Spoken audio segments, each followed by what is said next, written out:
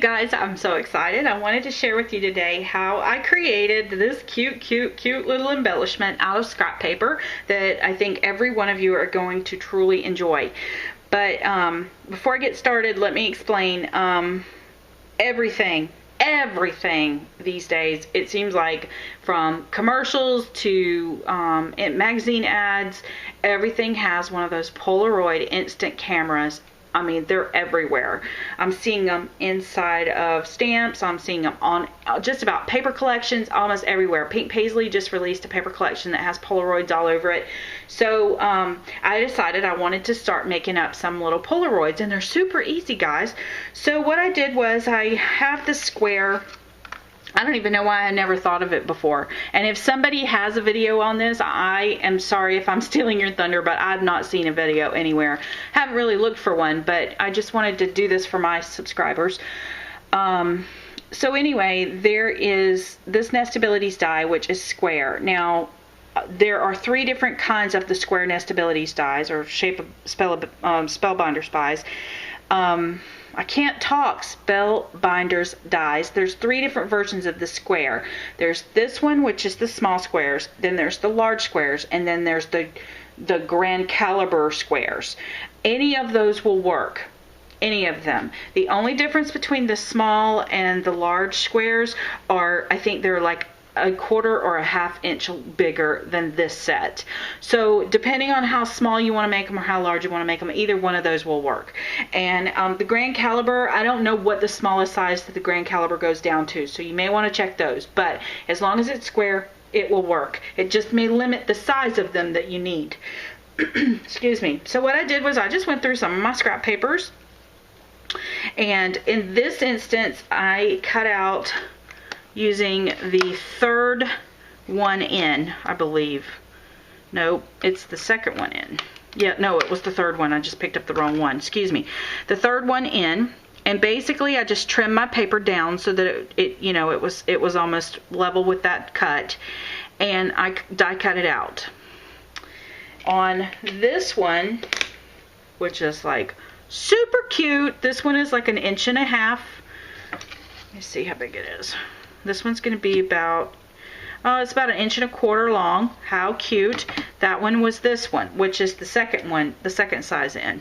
I haven't made one with the smallest size because it's just ridiculously small, and there's just no point going any smaller than this, I don't think. So let me show you what I did. After I cut it out, all I did was bring it over to my paper trimmer.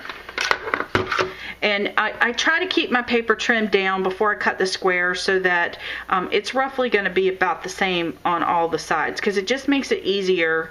You don't have, because it's going to get hard to trim these sides down.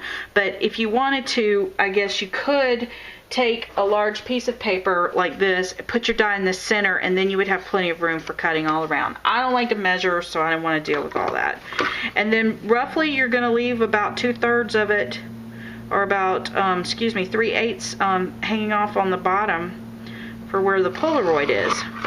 Okay, so see how cute that is? Now, and eyeball it, guys. Don't get caught up on the details with measuring things out. If it looks like it's too much, just trim it down. Now, the thing about Polaroids was the film that was on them was black, and it was pretty thick.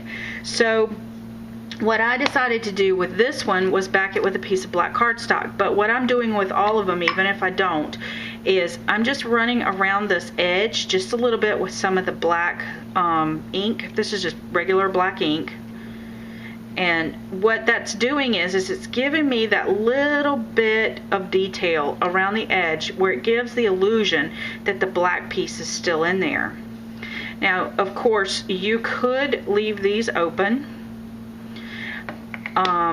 Make sure I got it all the way around.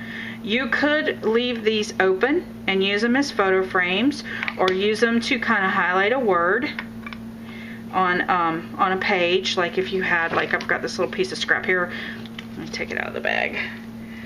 You could definitely just highlight, like if you wanted to highlight something like this. How cute is that? Look at that, instant frame, love it. These could be frames around photographs, frames of photographs. But I have this stamp and I'm going to try and do a card tonight using this girl who's carrying one of those little instant cameras. So I wanted to make these to go on that card. So that's where the idea came from. And of course with the nestabilities dies, the sizes are endless. If you have a Cricut, it would be super easy to do this on the Cricut, because all you'd have to do is put your rectangle and then your square on the inside of it using the George cartridge or the plant and school book cartridge. Easy peasy, easy way to make an embellishment out of scraps. Other idea, if you happen to have some leftover, I know like die cuts with the view, the back sides of their papers are generally white and it's a really good thick cardstock. So even if you had scraps of that cardstock where it had a pattern on the back, you're going to cover the back up anyway. So you could definitely go ahead and use those too, and use up some of those scraps with these embellishments. Super easy. So anyway, thank you guys for watching. I hope you've enjoyed this. I hope you like making these. I'm going to try and bounce out a couple of tutorials today and tomorrow, so be looking out for those, and thanks so much for your support. I appreciate it.